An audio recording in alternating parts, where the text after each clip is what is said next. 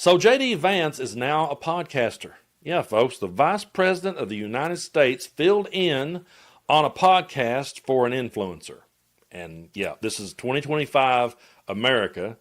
And a lot of people were sending me clips from it. And I knew that at some point in this, he would go to bat and try to defend Charlie Kirk. And I want to give a shout out to my good friend Texas Paul, because I saw a video he did the other day and it was spot on. I love Texas Paul.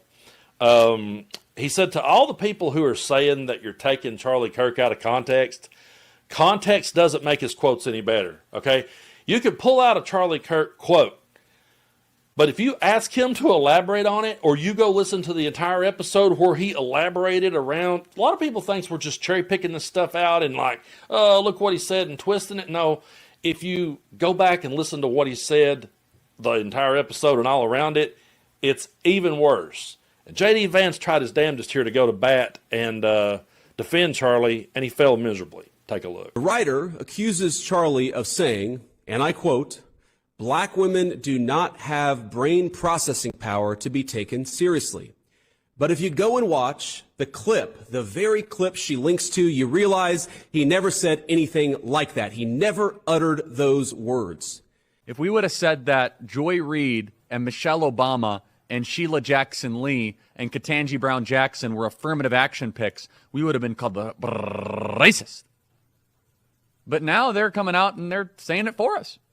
They're coming out and they're saying, I'm only here because of affirmative action. Yeah, we know.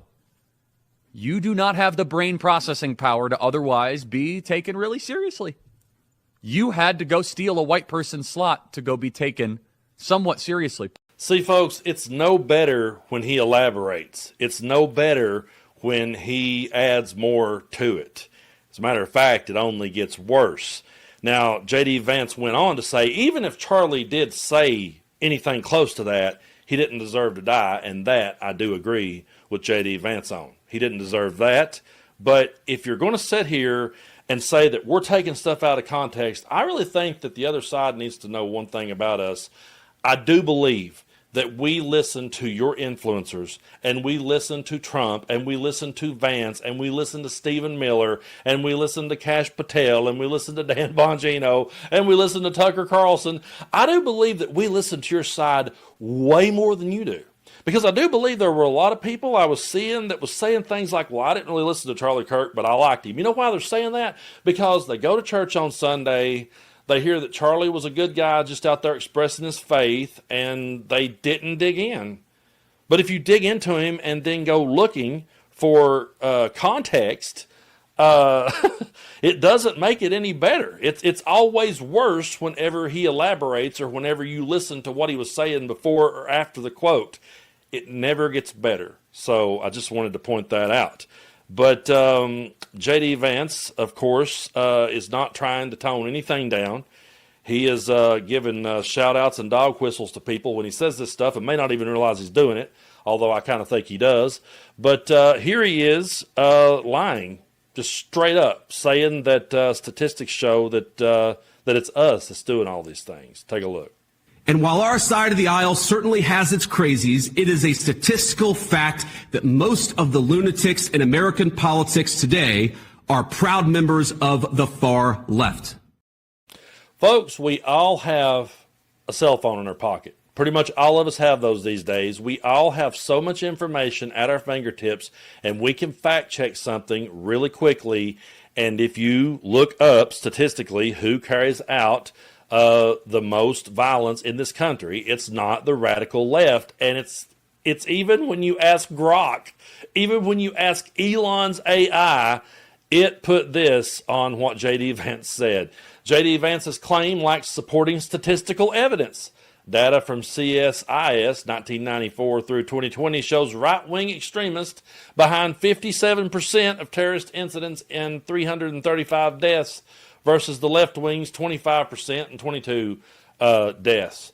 DHS 2025 report highlights threats from various DVEs but doesn't indicate far-left dominance. UMB study finds left-wing acts less violent than right-wing, and U.S. sources suggest the opposite trend. So when you ask even Elon's AI, even his says that's not statistically true, but it didn't stop J.D. Vance from saying it, and it doesn't stop MAGA from believing it. And so, this was a moment, folks. This really was a moment. When Charlie Kirk died, it was a moment really for everyone to just come together and say, let's stop. It was, but it has to start at the top. And to me, the tone of the president and the vice president, if they're not toning it down, and if they're not calling for unity, then, some congressman over here in, a certain corner of a state could say something, or some influencer with a following on YouTube could say something. But if it's not coming from the top down, it's really not going to pack as much weight. It can't. And so this was a moment when he took the microphone on that podcast. I mean, if he goes back and tries to dig up Charlie quotes and condone those, he's just going to make it worse because they don't get better in context. It was a moment where he could have said, okay, now we're going to call for unity, or he could have made some sort of difference, but he doesn't. He just doubles down and says there will be no unity. Take a look at this. Unity with people who scream at children over their parents' politics. There is no unity with someone who lies about what Charlie Kirk said in order to excuse his murder. There is no unity with someone who harasses an innocent family the day after the father of that family lost a dear friend. There is no unity with the people who celebrate Charlie Kirk's assassination. And there is no unity with the people who fund these articles, who pay the salaries of these terrorist sympathizers, who argue that Charlie Kirk, a loving husband and father, deserved a shot to the neck. Folks, Charlie Kirk did not deserve that, and I have not seen anyone on the left say that he did. What I've seen a lot of is over on the dumpster fire that is X, they'll go find some random person who has like 2 or 3 followers on their page, and they'll share that person celebrating or that person saying something sickening. And we here in our world, we condemn that. That's not us. You can't go over here and find someone with a large, massive platform who has been doing that. And so, and even if you found one, it would be one out of thousands that are saying, no, he did not deserve to die that way. This is not the answer. Political violence isn't the answer. Can we please bring the temperature down in the room? We've been calling for that for a long time, but MAGA is the party of January 6th. So it's going to be very hard to tone those people down. But I want to break down pretty much word for word what Vance said there. He wants to talk about there will be no unity with screaming at people who screams at children. Well, I did a story right here on the channel about a woman who screamed the N-word at an autistic child, and MAGA started a GoFundMe for her. Okay? But you'll never hear J.D. Vance talk about that or call it out. He wants to talk about how that they're lying about Charlie Kirk. I'm not going to apologize for this, but the only ones lying about Charlie Kirk are the ones who are now trying to say that he didn't say all of the things that we can go back and see him say and hear him say. And then he wants to talk about harassing, the people that are harassing. Well, we get harassment every day, but I also want to point out that Alex Jones harassed parents of children who lost their lives in school shootings. He defamed those people. He had to pay up for doing so, and I didn't hear J.D. Vance ever say that. Yeah, he says, oh, we have some crazies on our side. Yeah, but when you sit there and talk in that tone, you're just riling them up even further because you're never calling them out. And then he wants to talk about, oh, we're going to go after the people who fund and raise money for these people. He helped fund and raise money for the January 6th insurrectionists, and then Donald Trump went on to pardon them. So he doesn't have an argument here at all. All he did was go on a podcast and continue to stoke the fires. And Fox News is continuing to stoke the fires because they're all about pushing their agenda. I really, over the last couple of days, as I watched Jesse Waters' clips, he's getting so disgusting that I really didn't want to play him on the channel, but I do because I want people to see this is the agenda they're pushing. They're going to come after us no matter how many times we say, hey, we don't want violence. We'll shake your hand. Just unclench your fist. We're here to tone it down. We're here to have unity. They're not going to do it because they're declaring war on us, and they're just saying it. These people are incapable of turning the temperature down. So it's our responsibility to do it for them, for the safety of the country and for their own safety. Their heinous movement should be politically destroyed, systematically dismantled. Their financial backing should be bankrupted. Their media sponsors defeated in the marketplace. Their candidates beaten at the ballot box. And their acolytes in academia, behind the pulpit, in city councils, and corporate America will be spotlighted and given one chance to confess and apologize. And if they don't, thrown out of polite society.